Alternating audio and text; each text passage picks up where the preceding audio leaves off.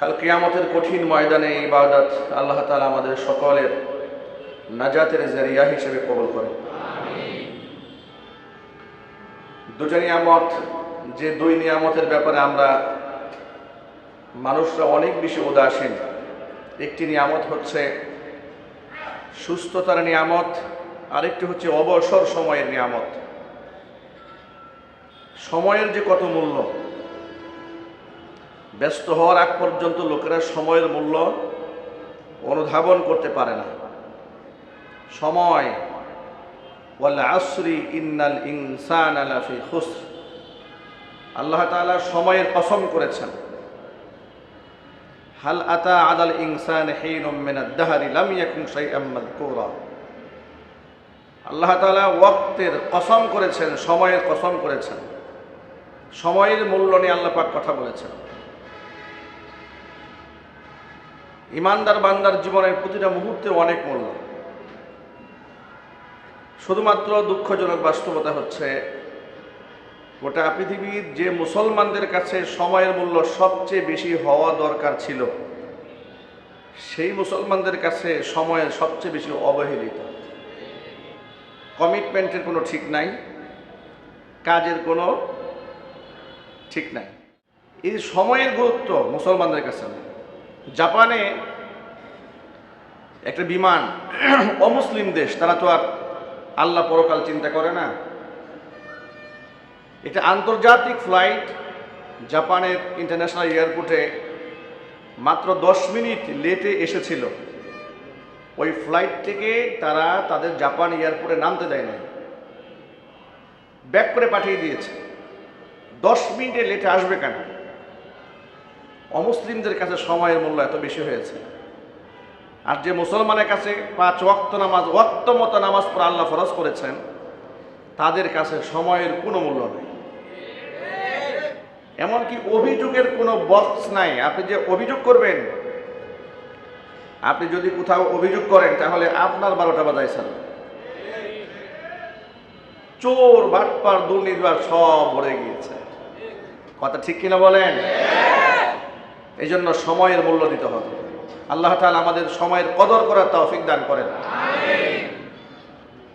নবী করিম সাল্লাল্লাহু আলাইহি ওয়াসাল্লাম বলেছেন, দুইটা নিয়ামতের ব্যাপারে মানুষ খুব উদাসীন। এক হচ্ছে ওয়াক্ত, সময়, আরেকটা হচ্ছে সুস্থতার নিয়ামত। অসুস্থ হওয়ার আগ পর্যন্ত বান্দা বুঝে না সুস্থতা কত দামি নিয়ামত। মুসা কালিমুল্লাহ আল্লাহর কাছে খুব ঘনিষ্ঠ ছিলেন। আল্লাহর সাথে তিনি সরাসরি কথা বলার নিয়ামত প্রাপ্ত হয়েছিলেন। পৃথিবীর কোনো নবীর সাথে আল্লাহ তাআলা ফেরেশতার মারফত ছাড়া সরাসরি কথা বলেননি। একমাত্র নবী মুসা কালিমুল্লাহর সাথে কথা বলেছেন। চিৎকার দেখুন আল্লাহু আকবার। আমাদের নবী মুহাম্মদ সাল্লাল্লাহু আলাইহি ওয়াসাল্লাম বলেছেন, আমি যদি আল্লাহর কাছে আবদার করতাম কথা বলার জন্য, আল্লাহ পাক নিশ্চয়ই আমার সাথে কথা বলতেন। কিন্তু এর দ্বারা আমার ভাইয়ের যে শ্রেষ্ঠত্ব আছে, বিশেষত্ব আছে, নবী মুসা কালিমুল্লাহর সাথে আল্লাহ কথা বলেছেন, তার উপাধি হচ্ছে কালিমুল্লাহ, আল্লাহর সাথে কথোপকথনকারী। এই উপাধিটা তার জন্য বিশেষভাবে থাকে না। এই জন্য আমি আল্লাহর কাছে এই আবদারটা করি নাই। আল্লাহু আকবার বলেন। নবী করিম সাল্লাল্লাহু আলাইহি ওয়াসাল্লাম বলেছেন, ওয়ালি সুলাইমান আর-রিহা, আল্লাহ তাআলা সুলাইমান আলাইহিস সালাতু ওয়াস সালামের জন্য বাতাসকে নিয়ন্ত্রণ করে দিয়েছিলেন। এমন নিয়ন্ত্রণাধীন করেছিলেন, সুলাইমান আলাইহিস সালাতু ওয়াস সালাম যদি বলতেন বাতাস ডান দিকে চলে যাও, বাতাস ডানে চলে যেত।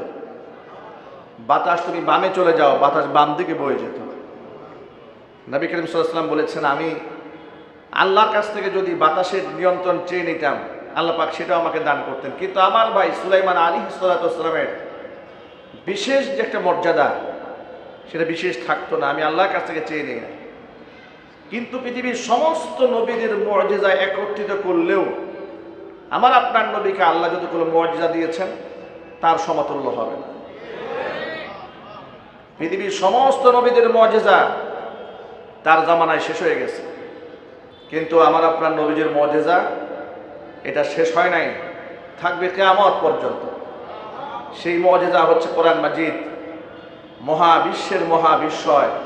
এই কোরআন পৃথিবীর সকল সমস্যার সমাধান দান করেছে যুগের পর যুগ ধরে। আজকে বাংলাদেশ প্রেক্ষাপটে কিছু লোকেরা বলতে শুরু করেছে রাজনীতির সাথে কোরআনের কোনো সম্পর্কই নেই। যে কথাগুলো এক সময় বাম রামেরা বলতেন, ইদানিং কিছু লোকেরা বলতে শুরু করেছে। আমি সকল ভাইদেরকে বলবো, কোরআন এমন একটা গ্রন্থ, এখানে আপনি সব পাবেন। যিনি বলেছেন রাজনীতির সাথে কোরআনের কোনো সম্পর্ক নাই, আমি আল্লাহর নামের কসম করে বলতে পারবো তিনি কোরআন শরীফ পড়তেও জানেন না। যেহেতু সে পড়তে জানেন না, উনি বুঝবেন কেমন সম্পর্ক আছে না। কোন মুফতি মুহাদ্দিস যদি বলতেন, কোন ফাকিহে যদি বলতেন, তাহলে কথাটা কিছুটা গ্রহণযোগ্যতা পাইতে। হ্যাঁ, ঠিক আছে, উনি পড়ে বলছেন। যিনি বলেছেন তিনি তো কোরআন শরীফ পড়তেই জানেন না। ঠিক না ভাই? এর মধ্যে কি আছে এটা কি উনি জানেন? উনি জানলে এই কথা বলতেন না, বলতেন না। এই জন্য আমরা তাদেরকে উদাত্ত আহ্বান জানাই, কোরআন সম্পর্কে উদ্ভট মন্তব্য করার আগে আপনার কোরআনের কাছে আসেন। কোরআনের কাছে আসুন, আপনাদের মনের সংকীর্ণতা আল্লাহ দূর করে দেবে। কোরআন পৃথিবীর কোনো আলেমের জন্য একক সম্পদ নয়, কোরআন সকলের। কোরআন আমার, কোরআন আপনার, কোরআন আমাদের সকলের। কোরআন গোটা বিশ্ববাসী। এখান থেকে মুখ ফিরিয়ে আপনি দূরে সরে যাবেন না। আল্লাহ তাআলা বলেছেন, যারা কোরআন থেকে মুখ ফিরাই নেবে আমি ওদের জীবনটা সংকীর্ণ বানাই দেব। মান আ'রাদা আন যিকরি ফাইন্না লাহু মাঈশাতান দনকা, ওদের জীবনটাকে আমি সংকীর্ণ করে ছাড়ব। এমন সংকীর্ণ করে দেব, টাকা পয়সা গাড়ি বাড়ি সব কিছু থাকার পরেও, গোটা পৃথিবী এত প্রশস্ত হওয়ার পরেও পৃথিবী তাদের কাছে অন্ধকারের মতো মনে হবে। মনের মধ্যে কোনো সাকিনা থাকবে না, সুখ থাকবে না, সমৃদ্ধি থাকবে না। মনের মধ্যে প্রতিনিয়ত অশান্তির আগুন দাউ দাউ করে জ্বলতে থাকবে যদি কোরআন থেকে ব্যক্তি মুখ ফিরিয়ে নেয়। এটা হচ্ছে দুনিয়ার শাস্তি। দুনিয়ার শাস্তি হচ্ছে আল্লাহ এর মনের সুখ নষ্ট করে দেবে। মনের সুখ দান করার মালিককে আরো জোরে বলেন। এই শাস্তি আল্লাহ ওই ব্যক্তিকে দিবে যারা দুনিয়াতে আল্লাহর কোরআন থেকে মুখ ফিরিয়ে নেবে। আল্লাহ তার মনের সুখ কেড়ে নেবে, জীবনকে আল্লাহ সংকীর্ণ করে দেবে। ওটা প্রশস্ত পৃথিবী তার কাছে আবদ্ধ মনে হবে। নিরাপত্তাহীনতায় ভুগবে প্রতিনিয়ত। একটা এক্সাম্পল দিয়ে খুব সহজে বুঝতে পারবেন। কিছু লোক দেখবেন পেটে খাবার নাই কিন্তু মনে অনেক সুখ আছে, খেয়ে না খেয়ে থাকে। যদি রাস্তাঘাটে শুতে দেন, ইট একটা মাথায় দিয়ে ঘুমাই যাবে, এর কোনো টেনশন নেই। আবার এমন লোক আছে অজস্র টাকার মালিক, মিল, ফ্যাক্টরি, ইন্ডাস্ট্রি, মার্কেট, জমি জমা সব আছে, হাই লাক্সারিয়াস ফ্ল্যাটের মধ্যে থাকে, ঘুম নাই, চলে কোনোভাবে সে ঘুমাতে পারে না, অশান্তি প্রতিনিয়ত করে করে খাচ্ছে। আছে না নাই? সে আল্লাহর রহমত থেকে বঞ্চিত হয়ে গেছে। কোরআন বলছে যে ব্যক্তি আমার থেকে মুখ ফিরিয়ে বাবার কোরআন থেকে চলে নেবে, আমি তাদের জীবনটাকে সংকীর্ণ বানাই দেবো। ওর মনের সমস্ত সুখ আমি আল্লাহ কেড়ে দেব। ফাইন্না লাহু মাঈশাতান দনকা। আমাদের দেশে দেখবেন যারা দুর্নীতি করে, যারা চাঁদাবাজি করে, যারা অবৈধ দখলবাজি করে, এরা সবসময় অশান্তির আগুনে ভোগে, অনলে জ্বলতে থাকে। সাথে সাথে নিরাপত্তাহীনতায় ভোগার কারণে বডিগার্ড ছাড়া কখনো বের হতে পারে না, চলতে পারে না। ঠিক কিনা জোরে বলেন? যারা অন্যায়ভাবে মানুষের জমি জমা দখল করে, সন্ত্রাসী যারা, ক্যাডার যারা, তাদের মনের মধ্যে সুখ থাকে? অশান্তির আগুন সব সময় তাদেরকে জ্বালিয়ে পুড়িয়ে শেষ করে। এটা হচ্ছে দুনিয়াবী শাস্তি। আর পরকালীন শাস্তি তো আরো ভয়াবহ।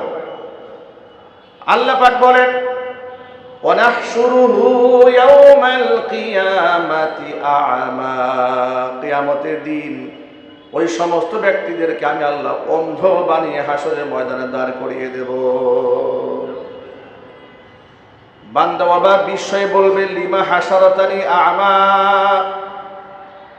قال رب لم حشرتني أعمى وقد كنت بصيرا আয় আমার রব, তুমি আমাকে অন্ধ বানায় হাসরের ময়দানে কেন দাঁড় করালে? আমি তো অন্ধ ছিলাম না, আমি তো চক্ষুষ্মান ছিলাম, আমি তো দেখতে পারতাম। আল্লাহ পাক তখন বলবেন, قال كذلك أتتك آياتنا فنسيتها وكذلك اليوم تنسى। এভাবেই আমার আয়াতগুলো তোমার সামনে এসেছিল, ফানাসিতাহা, তুমি আমার আয়াতগুলোকে ভুলে গিয়েছিলে, এক কান দিয়ে শুনে আরেক কান দিয়ে বের করে দিয়েছিলে। যেভাবে আমার আয়াতকে অবজ্ঞা করেছিলে, তুমি তুচ্ছতাচ্ছিল্য করেছিলে, শুনেও না শোনার ভান যেভাবে করেছিলে, ভুলে যাওয়ার অভিনয় করেছিলে, ওয়াকাযালিকাল ইয়াউমা তুনসা, আজকে ঠিক তোমাকে সেইভাবেই ভুলে যাওয়া হবে। নাউযুবিল্লাহ পড়েন। ভাইরা, আপনার বিরুদ্ধে যদি মামলা হয়, সেই মামলা যদি ম্যাজিস্ট্রেট কোর্টে জামিন না হয়, আপনি যাবেন জজ কোর্টে, জজ কোর্টে না হলে আপনি যাবেন হাইকোর্ট, সুপ্রিম কোর্টে, হাইকোর্টে যাবেন, সেখানে না হলে সুপ্রিম কোর্টে যাবেন। এরপর তো আর কোনো যাওয়ার জায়গা থাকে না।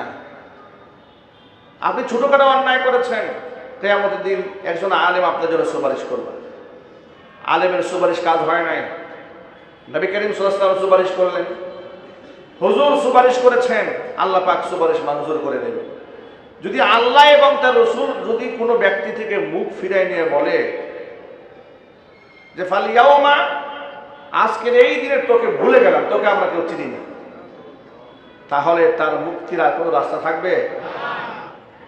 কার ব্যাপারে এই ভয়ঙ্কর উক্তি কোরআনে এসছে? যে ব্যক্তি আল্লাহর কোরআন থেকে মুখ ফিরিয়ে নেবে, সেই ব্যক্তির ব্যাপারে শক্ত কথা এসেছে। কিয়ামতের দিন স্বয়ং আল্লাহ তাআলা ওই ব্যক্তি থেকে মুখ ফিরিয়ে নেবেন। আর আল্লাহ যে ব্যক্তি থেকে মুখ ফিরিয়ে নেবেন, তার মুক্তির আর কোনো রাস্তা বাকি থাকবে না। এই জন্য কোনো ক্রমে আল্লাহর কালাম থেকে মুখ ফিরিয়ে নেওয়া যাবে না। নবী করিম সাল্লাল্লাহু আলাইহি ওয়াসাল্লাম মুখ ফিরিয়ে নেবেন বেদাত পণ্ডিতদের কাছ থেকে। পৃথিবীতে কত মানুষের কত রকম চেহারা আছে।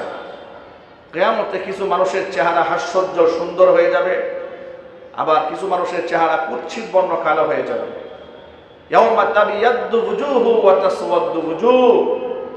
আল্লাহর হাবিব সাল্লাল্লাহু আলাইহি ওয়াসাল্লাম আয়াতের ব্যাখ্যায় বলেছেন, রাইসুল মুফাসসিরিন ইবনে আব্বাস রাদিয়াল্লাহু তাআলা আনহু থেকে বর্ণিত, তিনি বলেন, আইয়াউমা তাবিয়াদ্দু ওয়ুজুহু আহলিস সুন্নাহ ওয়াল জামাআহ। যে ব্যক্তি প্রকৃত আহলুস সুন্নাহ ওয়াল জামাতের অনুসারী, আল্লাহ পাক ওই সমস্ত ব্যক্তিদের চেহারা হাস্যোজ্জ্বল বানিয়ে দেবেন। ওয়া তাসওয়াদ্দু ওয়ুজুহু আহলিল বিদআহ। যে সমস্ত লোকেরা বেদাত কর্মের সাথে জড়িত আছে, ওই সমস্ত ব্যক্তিদের চেহারা কুৎসিত বর্ণ কালো হয়ে যাবে। চিৎকার দিয়ে বলেন নাউযুবিল্লাহি মিন যালিক। তাহলে কোরআনে কারীমের আয়াত হাদিস প্রেক্ষাপটে দুইটা তথ্য আমরা আবিষ্কার করতে সক্ষম হলাম।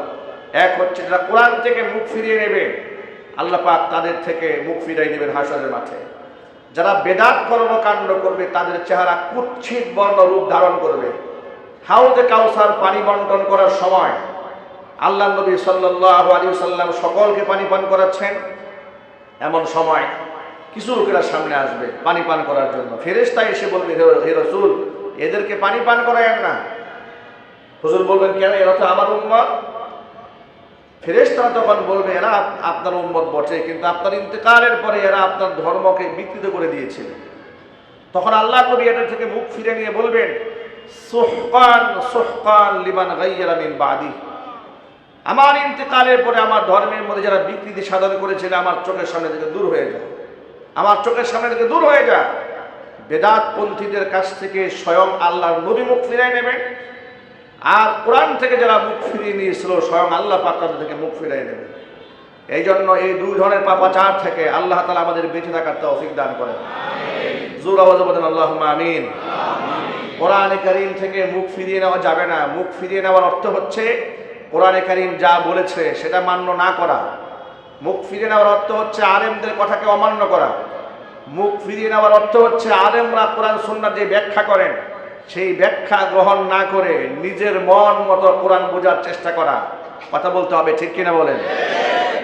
মনে রাখবেন, উলামায়ে হক্কানি, উলামায়ে রব্বানি, তারা কোরআন সুন্নাহর সঠিক ব্যাখ্যা আপনাদের সামনে তুলে ধরেন আপনাদের নাজাত এবং মুক্তির জন্য।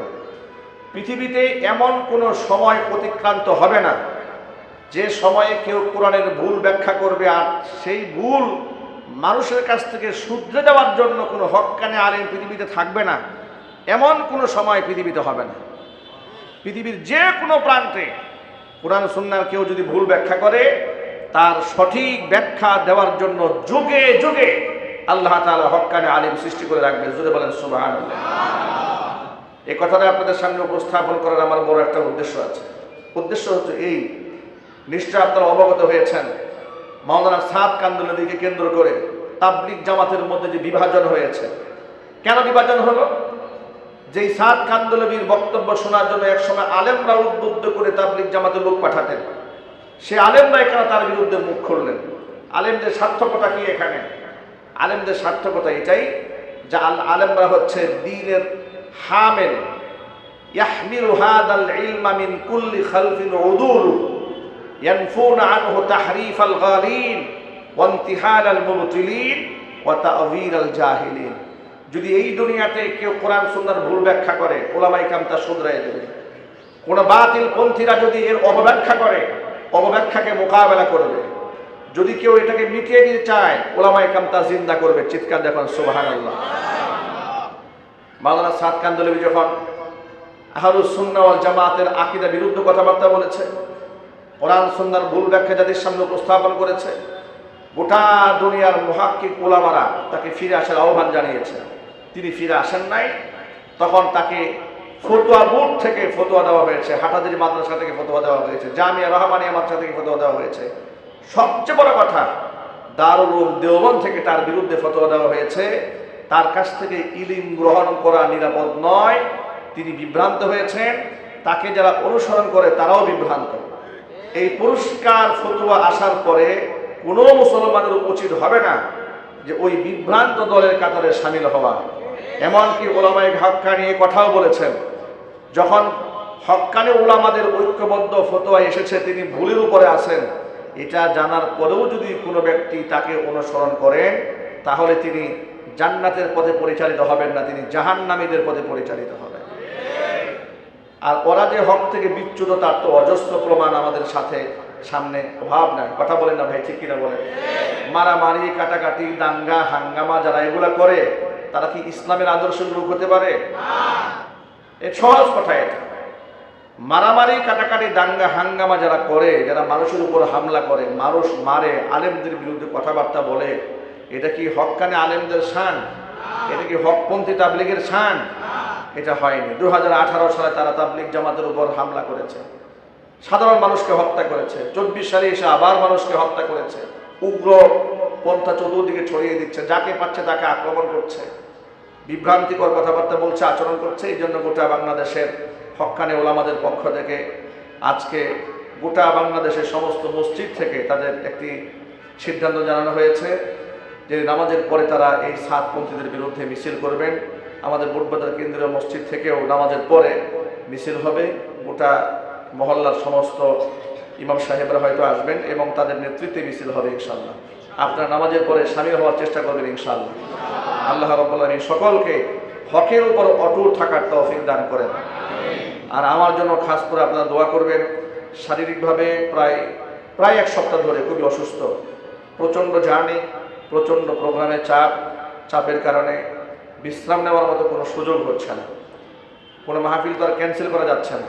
1 বছর আগে 6 মাস আগে ডেট নেওয়া, ক্যান্সেল করলে পুরো এলাকা বদনাম হয়ে যায়। এই জন্য যেতে হচ্ছে চাপে পড়ে। দোয়া করবেন আল্লাহ রাব্বুল আলামিন যেন খুব দ্রুত শেফা দান করেন। সকলে বলেন আল্লাহুম্মা আমিন। আপনারা জেনে শুনে খুশি হবেন আলহামদুলিল্লাহ। সবাই বলেন আলহামদুলিল্লাহ। আমাদের মসজিদ কমিটি সিদ্ধান্ত নিয়েছে, মোতাওয়াল্লি পরিবার সিদ্ধান্ত নিয়েছে আমাদের মসজিদটা এসির আওতাভুক্ত করার জন্য। এত আস্তে আলহামদুলিল্লাহ বললেন। আগামী গরমের আগে যেন আমরা এসিটা করতে পারি। আমরা সম্মিলিত চেষ্টা করলে কি এটা সম্ভব না অসম্ভব? এসি হোক, এটা চান না আপনারা? মসজিদটা এসির আওতাভুক্ত হোক, এটাকে আপনারা চান? কারা কারা চান মন থেকে? এই যে বাহির থেকে পে পু আওয়াজ আসে, কথা বলতে অসুবিধা হয়, এসি হয়ে গেল তার এই সমস্ত আওয়াজগুলো ভিতরে আসবে না, ঠিক না ভাই? আলহামদুলিল্লাহ। এসির পূর্ব শর্ত হচ্ছে এসি তো কেনা হয়তো আমি আজকে বললে কালকে 4-5টা এসি উঠে যাবে, কিন্তু এসি লাগানোর পরে যে কারেন্টের ব্যাকআপটা লাগবে এটা পাবো কোথায়? ঠিক না ভাই? এটা তো আগে হজম করতে হবে।